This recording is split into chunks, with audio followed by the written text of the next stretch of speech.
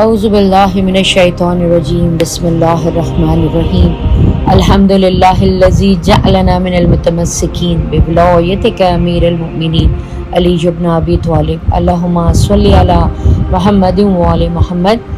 آج بتوفیق مولا امام زمانہ ہم ایک نیا موضوع شروع کرنے لگی ہیں جس کا نام ہے قرآن اور صاحب قرآن بعنوان معرفت امام زمانہ۔ اس موضوع کو ہم قرآن کے وسیلے سے پہلے معرفت امام زمانہ کا سفر طے کریں گے۔ یہ قرآن جو ہر گھر میں موجود ہے اور ہر فرد اسے پڑھ کر اجر و ثواب سمجھتا ہے مگر اس پہ غور و فکر نہیں کرتا، حالانکہ سب کا قرآن پر ایمان ہے اور سب اسے کلام الہی سمجھتے ہیں مگر اس کے باوجود اس کو سمجھا نہیں جاتا۔ یہی وجہ ہے کہ لوگوں نے قرآن کو اپنا تو لیا لیکن صاحب قرآن کو چھوڑ دیا۔ ہاں، کسی نے جلدی میں کہا تھا کہ حسبنا کتاب اللہ، یعنی ہمارے لیے قرآن کافی ہے، مگر اس سے یہ پتہ نہ چلا کہ وارث قرآن کو چھوڑ کر میراث پر اپنا حق جتانا ظلم ہے، اور قرآن کو ظالم جتنا پڑھے گا اتنا ہی اس کے ظلم میں اضافہ ہوگا، جیسا کہ قرآن میں ارشاد ہے۔ اور ہم قرآن کو ایسی چیز نازل کرتے ہیں جو ایمانداروں کے حق میں شفا اور رحمت ہے اور ظالموں کو اس سے زیادہ نقصان پہنچتا ہے۔ سورہ بنی اسرائیل آیت نمبر 82۔ یعنی قرآن کو جتنا مومن پڑھے گا اسے فائدہ ہوگا اور نقصان نہ ہوگا، اور جتنا ظالم پڑھے گا اس کو اتنا ہی نقصان ہوگا۔ جس کی زبان مبارک سے قرآنی آیات سنی جائیں اور اسے آپ کی ضرورت نہیں، اس کے لیے قرآن ہی کافی ہے۔ قرآن میراث رسول ہے اور رسول وارث قرآن ہے، اسی لیے رسول نے فرمایا کہ میں تم میں دو گراں قدر چیزیں چھوڑے جا رہا ہوں، ایک اللہ کی کتاب اور دوسرے میرے اہل بیت۔ یہ دونوں ایک دوسرے سے جدا نہیں، یہاں تک کہ میرے پاس حوض کوثر پہ پہنچیں گے اور میں ان کے بارے میں تم سے سوال کروں گا۔ یہ فرمان رسول تمام مکاتب فکر میں اسی طرح موجود ہے، مگر اس کو سمجھا ہی نہیں گیا۔ قرآن کو صرف پڑھنے اور حفظ کرنے پر زور دیا جاتا رہا مگر اسے سمجھا نہیں جاتا تھا۔ اس فرمان رسول میں سوال کیا گیا کہ جس کے بارے میں جواب دے ہیں۔ قرآن میں بہت سارے ایسے سوالات کیے گئے ہیں جن کا تعلق براہ راست محمد و آل محمد سے ہے، جیسا کہ آیہ مودت قُلْ لَا أَسْأَلُكُمْ عَلَيْهِ أَجْرًا الْمَوَدَّةَ فِي الْقُرْبَى، اے میرے حبیب ان سے کہہ دیں کہ میں ان سے کوئی سوال نہیں کروں گا سوائے مودت فی القربہ کے، یعنی اجر رسالت یہ طے ہوا کہ ہم سے آل محبت کی مودت کے بارے میں سوال کیا جائے گا۔ کیا ہم نے اس کی تیاری کر لی ہے، اور اگر کی ہے تو کیا کی؟ پھر قرآن میں ایک اور سوال ہے کہ اور نہیں رکو ان سوالوں کو کرنا۔ سورہ صافات۔ کیسا سوال کیا جائے گا اور کہاں جانے سے روکا جائے گا؟ اس کا جواب نہ تو ہمیں ملا یا نہ ہی ہمیں معلوم ہے۔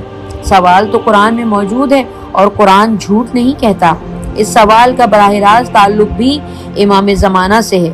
ہر کسی سے اس کے امام کے بارے میں سوال کیا جائے گا، منکر امام جنت میں نہیں جائے گا۔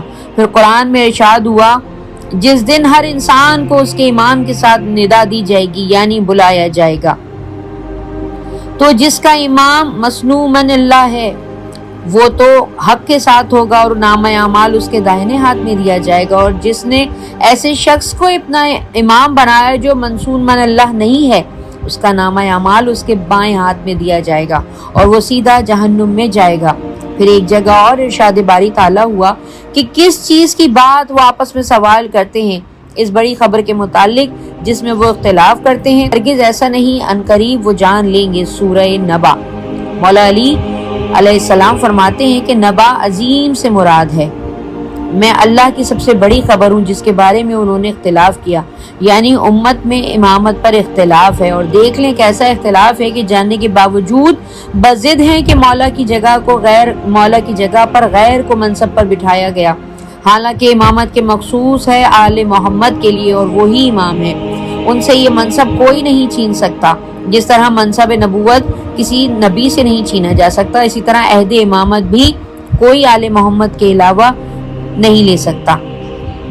امام وارث قرآن ہے اور قرآن میراث امام ہے۔ وارث کا انکار کر کے میراث پر حق جتانا ظلم ہے، اور ظالموں کو قرآن فائدہ نہیں دے گا بلکہ ان کے ساتھ ظلم میں اضافہ ہوگا۔ ارشاد باری تعالیٰ ہے، پھر ہم نے اپنی کتاب کا وارث بنایا جنہیں ہم انہیں اپنے بندوں میں سے چن لیں، یعنی مصطفیٰ بنایا۔ سورہ فاطر آیت نمبر 32۔ یعنی کتاب کے وارث اللہ کے مصطفیٰ بندے ہیں اور ان کا اعلان بھی اللہ ہی کرے گا۔ اور اس نے قرآن ہی میں فرمایا کہ بے شک اللہ نے مصطفیٰ بنایا ہے آدم کو اور نوح کو اور آل ابراہیم کو اور آل عمران کو عالمین میں سے، جو ایک دوسرے کی اولاد تھے اور اللہ کے سننے جاننے والے تھے۔ سورہ آل عمران۔ یعنی اللہ نے عالمین پر آل عمران کو فضیلت دی، چن لیا، پسند کیا، مصطفیٰ بنایا۔ آل عمران سے مراد محمد ہیں اور قرآن کے وارث ہیں، مصطفیٰ کے بندے ہیں، یعنی آل محمد ہی اصل قرآن کے وارث ہیں۔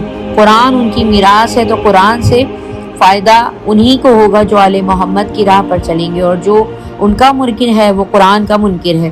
اب قرآن کو دن رات رٹنے والے اپنے حال پہ غور کریں کہ جس اجر و ثواب کی نیت سے تم قرآن پڑھ رہے ہو، کیا وہ تمہیں فائدہ پہنچائے گی یا نقصان؟ اس کے ساتھ ہی مجھے اجازت دیجیے، کل مزید انشاءاللہ اسی پر بحث ہوگی۔ اگر آپ کو ہماری ویڈیو پسند آئی ہے تو کمنٹ سیکشن میں اپنی رائے ضرور دیجیے گا۔ فی امان اللہ۔